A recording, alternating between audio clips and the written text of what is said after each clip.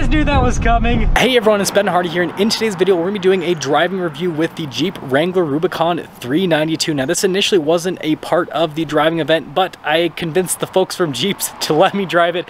It was a ton of fun, and I actually got to drive it back to back with the Wrangler 4xe and with the Ford Bronco First Edition that obviously has the Sasquatch package, and it has the 2.7 V6 EcoBoost. Now with this driving review, I actually drove it with the top off, well, at least the first part of the top. The back was still on, but the two parts that you can take off really easily, I had those two parts off for the driving review, so there is a little bit of wind noise, but it kind of gives you guys the general experience of what it's like to drive with at least that part of the top off with the Rubicon 392.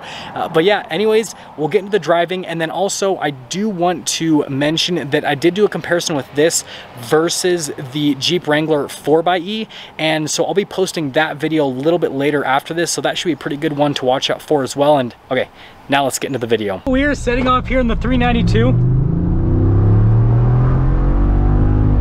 You guys knew that was coming. This thing is an absolute beast, and also I am like way too close. But yes, the 392 Wrangler. Now you guys know I've already driven this, absolutely love it, but we have these beautiful roads to drive it on, and the best part is I am driving this back to back with the new Ford Bronco. Sorry if the wind noise is crazy, because guess what?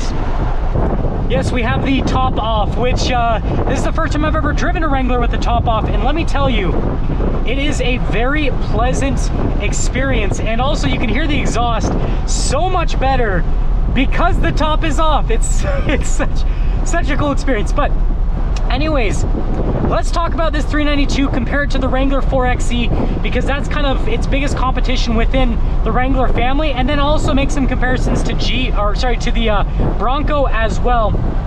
First off, from a suspension standpoint, Jeep has absolutely nailed it.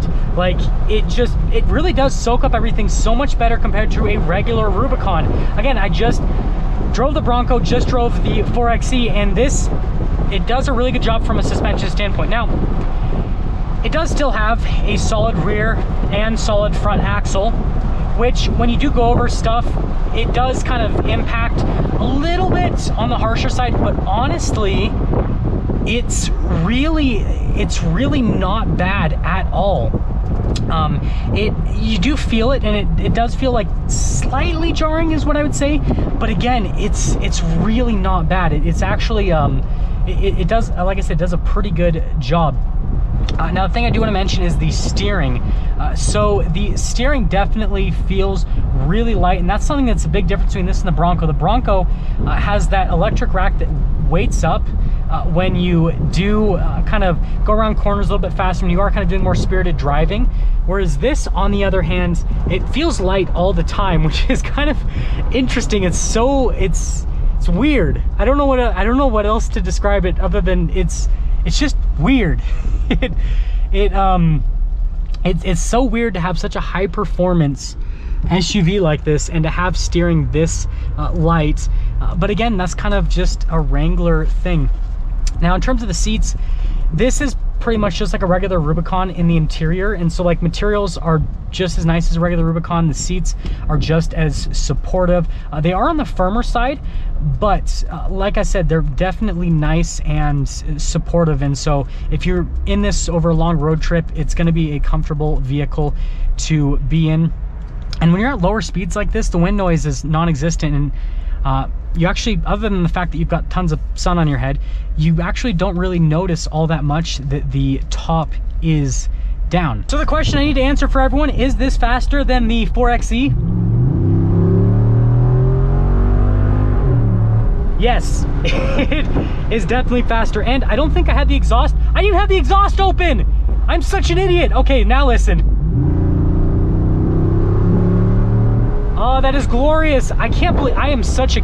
Guys, you know what? I am firing myself from my own channel. I was driving around, hooning this, and I didn't even have the exhaust valves open.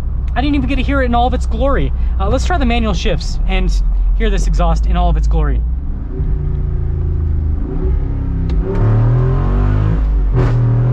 Oh!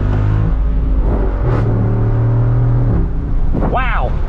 Yeah, it's fast. It is definitely faster than the 4xe and faster than the Bronco for sure. Sounds amazing. Those like snaps when you get all the way up to red line. Ooh, this thing is fun. The suspension's great from a handling standpoint. The only thing that kind of throws you off, like I said, is the steering is super light, and it definitely has a level of vagueness to it.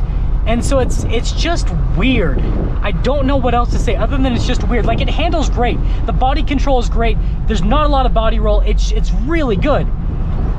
But the steering is so light that it's just so strange. I don't know how to feel about it. It's it's different. I still love this thing. This is such a cool machine. I'm so glad Jeep made it. I just don't know how to feel about the steering. Let's get into summing things up with the 392. So, I also want to mention the turning radius isn't all that bad with the four-wheel drive. Usually four-wheel drive vehicles like this have pretty bad turning radiusi. I don't know. I just work here, guys. It's actually not that bad. It's actually got a pretty decent turning radius. But performance, crazy. Suspension, really good. They definitely hide the solid front and rear axle very well here with the Wrangler 392. And I can say that with a lot of confidence because I just drove the new Bronco right before this with the fully independent suspension. Jeep has nailed it from a suspension and shock perspective with this 392. Obviously sounds amazing. And I mean, like, I don't have anything against this. Like, there's not really a downside to this. Other than the steering, I guess. The steering's kind of weird and vague, but I mean, that's just like every single Jeep. So like, if you're used to driving a Wrangler, this is gonna feel just like your Wrangler, except it sounds a lot better and it's a lot faster and it's gonna put a smile on your face every single time you drive it. So yeah, the 392 is just an animal. I absolutely love it. I'm so glad that Jeep made this. And if you're looking for an insane off-road SUV that you can have a ton of fun on the street, and then it's gonna be super capable crawling because you're gonna get so much torque from the 6.4 Hemi that it's just gonna be able to scoot up everything. Try to get your hands on one of these 392s. It's hard. They're hard to come by. If you can get one, I would do it. It's worth it. This thing is, you know what? If I haven't convinced you yet,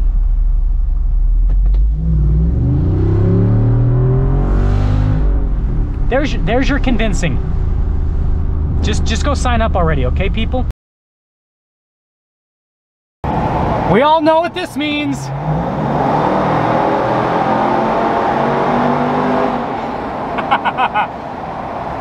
I had to.